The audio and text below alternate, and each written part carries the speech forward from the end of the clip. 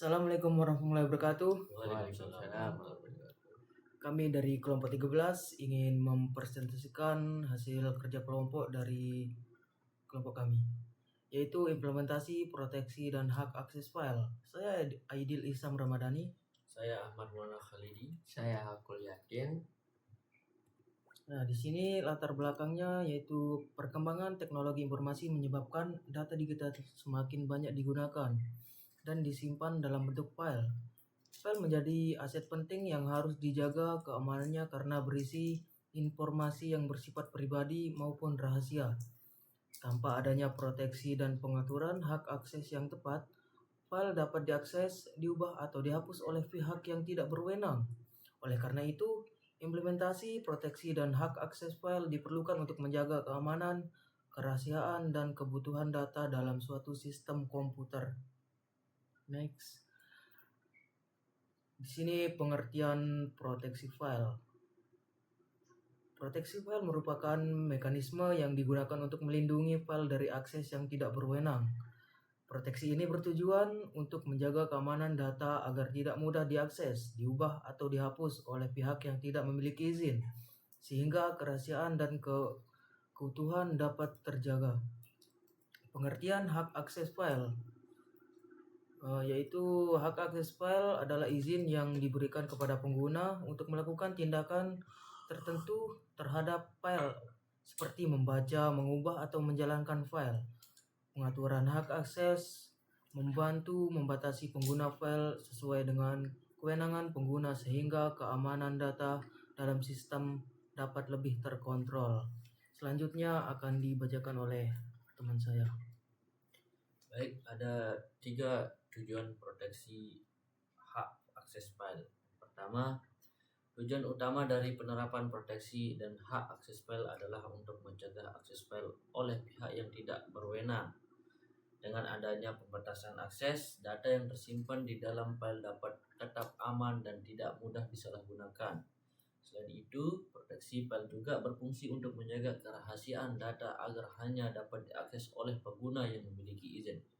Pengaturan hak akses yang baik juga membantu menghindari kerusakan atau kehilangan data serta mengatur tanggung jawab setiap pengguna terhadap file yang digunakan. Kemudian, jenis hak akses file secara umum terbagi menjadi 3 jenis utama, yaitu read, write, dan execute. Hak akses read memberikan izin kepada pengguna membaca isi file tanpa mengubahnya. Hak akses write memungkinkan pengguna untuk mengubah atau menulis isi file. Sementara itu, hak akses execute digunakan untuk menjalankan file yang biasanya diterapkan pada file program atau aplikasi. Pemanggilan hak akses ini bertujuan agar pengguna file dapat disesuaikan dengan kebutuhan dan peran pengguna. Kemudian ada hak akses file pada sistem operasi. Sistem operasi memiliki peran penting dalam mengelola hak akses file secara otomatis. Setiap file dalam sistem memiliki pemilik atau owner yang bertanggung jawab atas file tersebut. Selain pemilik, hak akses juga dapat diatur untuk kelompok tertentu dan pengguna lainnya. Dengan pembagian ini, sistem operasi dapat mengontrol siapa saja yang berhak mengakses file dan tindakan apa yang dapat dilakukan terhadap file tersebut. Oke, next. Contoh hak akses pada sistem operasi Linux. Pada sistem operasi Linux, pengaturan hak akses file dikenal dengan istilah permission yang terdiri dari read, write, dan execute. Permission ini biasanya ditampilkan dalam bentuk kombinasi huruf seperti RWXR dan XR. Kombinasi tersebut menunjukkan hak akses untuk pemilik file, kelompok, dan pengguna lain. Pengaturan hak akses di Linux dapat dilakukan pengguna perintah seperti chmod untuk mengubah permission dan chown untuk mengubah kepemilikan file.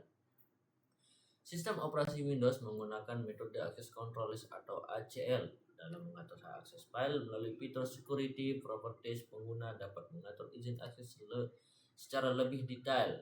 Beberapa jenis hak akses yang umum digunakan antara lain full control, modify, read, dan execute. Read dan write. Dengan sistem ini, pengatur akses file di Windows menjadi lebih fleksibel dan mudah disesuaikan dengan kebutuhan pengguna. Nah, di sini ya selanjutnya ada metode implementasi proteksi file. Implementasi proteksi file dapat dilakukan melalui beberapa metode yang saling mendukung. Dalam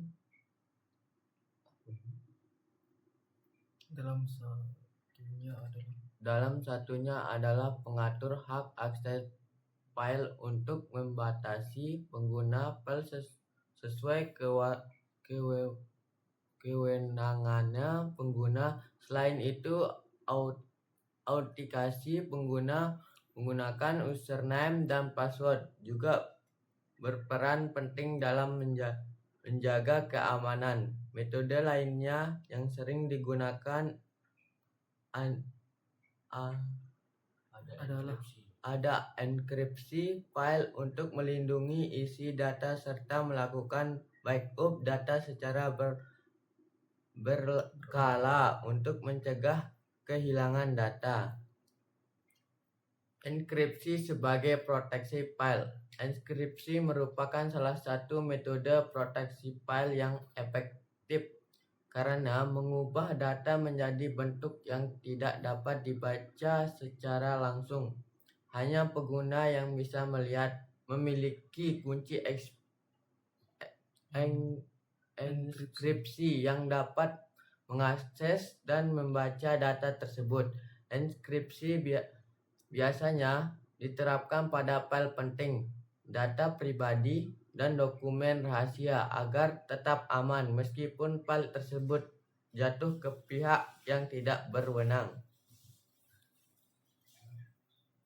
Seterusnya di sini ada risiko jika tidak ada proteksi file. Jika suatu sistem tidak menerima proteksi file, maka risiko keamanan akan semakin besar.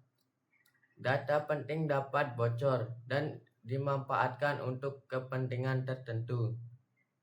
Selain itu, informasi juga berpotensi disalahgunakan atau dimodifikasi oleh pihak yang tidak bertanggung jawab.